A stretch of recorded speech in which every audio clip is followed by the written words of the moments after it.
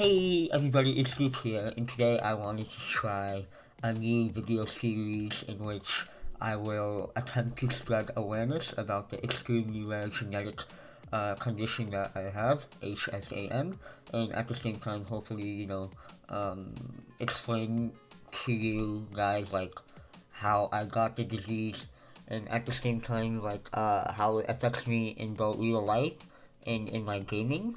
So hopefully you guys will find this interesting. Let me know what you think, and yeah, here we go. Yeah, basically I was born with a very, very rare genetic condition called HSAN, which stands for Hereditary Sensory and Autonomic Neuropathy. There are five different forms of this disease. I was born with type 5. So yeah, basically what it means is I don't feel pain, or the pain that I do feel is a lot less than what a normal person would feel. So like, if I fell down and broke my hand, like it wouldn't bother me that much. If I put my hand on a hot stove, like it would bother me a little bit, but like I wouldn't really care because it's just not painful. There are lots and lots of examples of this. Yeah, but for now, we're going to talk about like the mechanics of the disease and how it happens. So basically, uh, in your body you have something called sensory neurons, and basically what sensory neurons do is like it transmits information from all the parts of your body to your brain, and it basically tells your brain how to process like different sensations such as touch, pain, heat, etc. So like if I touch this desk right next to me, the receptors in my hand, the send signals to the sensory neurons in my brain, and I'm like, oh, okay, that's a desk, and that's basically how it works for normal people. But in my case, because I have this disease which is caused by a genetic mutation at birth, so it cannot be reversed. I had a genetic mutation that basically messed all of these neurons up. All of my sensory neurons are like half asleep, basically. So sometimes they work, sometimes they do not. Sometimes they transmit pain, sometimes they don't. So this is basically how the condition happens. It's extremely rare. Like it's literally 1 in a million or less. Like I've read that only a couple hundred people worldwide have this disease. Personally, I have never met anyone that has the disease that I have, but maybe someday that will happen. So, yeah, hopefully, that would be pretty cool. But, yeah, so, basically, like, if you read this for the first time, you might think, oh my god, like, Superman, dude, you can't feel pain. Holy shit, dude, this is insane!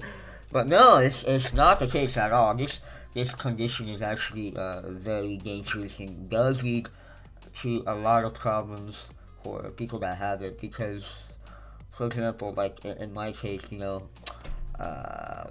when I was younger, I looked perfectly normal, but because of the condition, like I started scratching at my face out of habit, and so like it got to the point where if a normal person like that didn't have my condition, he was scratching his face that much, it would be like, oh shit, this hurts, dude. I can't go much deeper than that. But me, no, that process didn't happen to me because I'm like a 5-year-old kid. I don't know anything, and it doesn't hurt. So I just keep scratching at my face. I scratch at my eyes. I scratch at my nose, and all of a sudden, like I used to look very normal, as a matter of fact, and then, as you can see in the pictures, I started to look a little bit different over time. So, um, yeah, basically, that's what happens with all of us. The diagnosis of this condition happens at a young age when toddlers and babies repeatedly hurt themselves without crying. People with my condition do not cry. Like, we will cry because of emotional difficulties, but we very rarely cry because of actual physical pain. So, yeah, so, well, basically, yeah, it's not just my face that has been affected by the condition. Like, my feet are messed up, I've broken my arm many, many times. I don't know, like my hairline is messed up as well, dude. It's crazy actually. This condition is actually pretty dangerous. I mean, all of the families that I've spoken to do with this condition, go through difficulties as a result. And I mean, it sucks, but you know, what I want to get at right now is that despite all of this, like, we're pretty normal in terms of mental capacity and ability uh, to, function and complete day-to-day activities at a normal rate. We are not mentally challenged in any way, shape, or form.